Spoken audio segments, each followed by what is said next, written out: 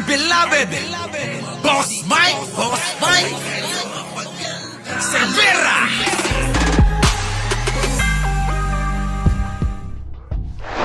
Ipinasabpi na ng Quezon City Prosecutor's Office si Cavite 4th District Representative Francisco Kiko Barzaga upang humarap sa preliminary investigation ng kasong inciting to sedition na kinakaharap nito. Si Barzaga ay pinapaharap sa November 18 at 25, 2025 kaugnay ng reklamong paglabag sa Article 142 o inciting to sedition at Article 138 inciting to rebellion ng Revised Penal Code.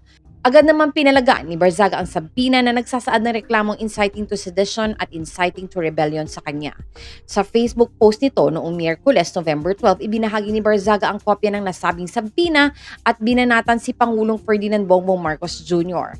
Bongbong Marcos, how many people have your father killed or imprisoned before he was removed from power? Diin pa niya, this will not stop us, this will only make the revolution stronger, dagdag pa niya.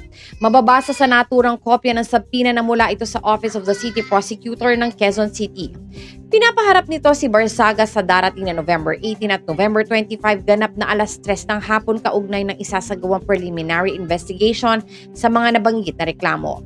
Nakasaad na ang naghain ng mga reklamo laban kay Barzaga ay si Police Captain Aaron Blanco ng Criminal Investigation and Detection Group Major Crimes Investigation Unit ng Philippine National Police.